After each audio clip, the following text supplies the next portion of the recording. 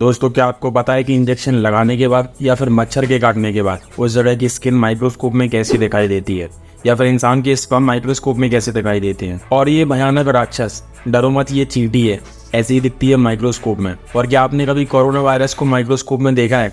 अगर नहीं भी देखा तो टेंशन नहीं लेने का, क्योंकि आज के इस वीडियो में हम आपको ऐसी बहुत सारी चीजें माइक्रोस्कोप में दिखाएंगे जिन्हें देखने के बाद आपकी उड़ जाएंगे होश। लेकिन होश उड़ने के पहले आप इस वीडियो को लाइक और चैनल को सब्सक्राइब कर लें। चलो फिर शुरू करें। पहला है इंजेक्शन नीडल। तो इंजेक्शन लगाते समय जब नीडल हमारी बॉडी के अंदर जाती है तो उसे माइक्रोस्कोप में देखने पर नज़ारा कुछ और ही होता है, जिसमें हम साफ साफ देख सकते हैं कि किस तरह ये नीडल हमारी बॉडी को चीरते हुए अंदर जा रही है। और फिर नीडल को बाहर निकालने के बाद अगर आप इसे माइक्रोस्कोप में देखते हो तो ये किसी तलवार से कम नहीं लगती।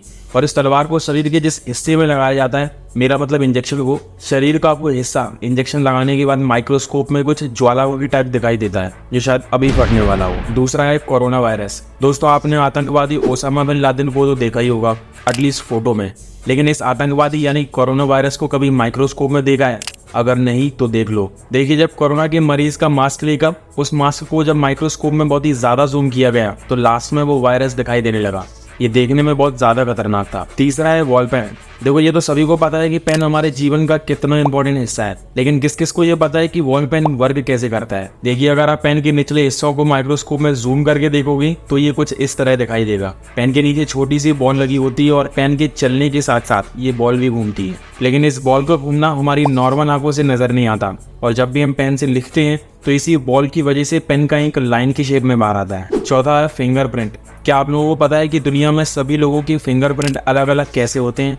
चलिए जान लेते हैं। जो फिंगरप्रिंट को माइक्रोस्कोप के नीचे रखकर जूम किया गया तो बिल्कुल क्लियर दिखाई देने लगा, जिसमें आप साफ साफ देख सकते हो कि फिंगर्स की इन लाइंस को, जिनमें पसीना निकलते हुए भी दिख रहा है, इन लाइंस के सभी पॉइंट्स कितने अलग अलग और अजीब शेप में बने होते हैं। और यही वो पॉइंट्स है जो किसी के भी आपस में मैच नहीं करते, इसीलिए सभी के फिंगरप्रिंट्स अलग अलग होते हैं। नंबर 5, ह्यूमन टंग। दोस्तों, जीभ हमारे शरीर का इतना इंपॉर्टेंट हिस्सा है कि इसके बगैर ना तो हम बोल पाएंगे और ना ही कुछ स्वाद ले पाएंगे।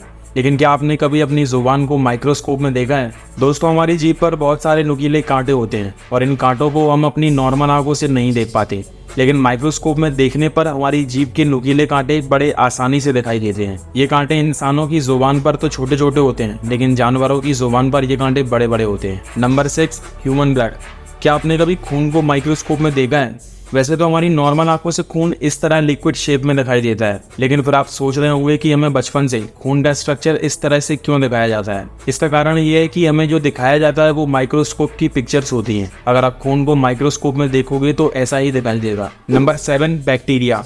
अब बैक्टीरिया का नाम तो आप लोगों ने सुना ही होगा, लेकिन क्या आप लोगों को पता है कि बैक्टीरिया आखिर दिखता कैसा है? चलिए जान लेते हैं। ये तो आप लोगों को पता ही होगा कि दही में बहुत सारे बैक्टीरिया पाए जाते हैं, इसीलिए जब दही को माइक्रोस्कोप में देखा गया तो उसमें छोटे छोटे बहुत सारे बैक्टीरिया मूव करते हुए नजर आए। अब आप सोच रहे होंगे कि जब दही में इतने सारे बैक्टीरिया होते हैं तो हम दही को खाते क्यों हैं? घबराओ मत, क्योंकि दही में जो मौजूद बैक्टीरिया हैं वो हमारी बॉडी को कोई भी नुकसान नहीं पहुंचाते। Number 8, razor blade. दोस्तों, ब्लेड से हमारे बहुत सारे काम होते हैं, जैसे नाखून निकालना, शेविंग करना, लेकिन क्या कभी आपने ब्लेड को माइक्रोस्कोप में देखा है? जब आप न्यू ब्लेड को माइक्रोस्कोप में देखोगे तो वो इस तरह से दिखाई देगी, बिल्कुल शार्प। और अगर ब्लेड को यूज करने के बाद माइक्रोस्कोप में देखोगे तो वो इस तरह से दिखाई देगी, क्योंकि ब्लेड को यूज करने के बाद उस पर बहुत सारे क्रैक्स आ जाते हैं जो कि हमें नॉर्मल आंखों से दिखाई नहीं देते। लेकिन क्या आपको पता है कि रेजर से बाल काटने पर हमारे बाल जल्दी जल्दी क्यों बढ़ते हैं और ट्रिमर से बाल काटने पर इतना ज्यादा स्लो क्यों बढ़ते हैं? इसकी वजह जानने के लिए जब रेजर और ट्रिमर से कटे हुए बालों को माइक्रोस्कोप में रखा गया तो रिजल्ट हमारे सामने आ गया, जिसमें आप देख सकते हैं कि रेजर से कटा हुआ बाल बिल्कुल सीधा है और ट्रिमर से कटा हुआ बाल ऐसा लग रहा है जैसे किसी ने खींच कर निकाला हो। बहुत ही ज्यादा डैमेज लग रहा है,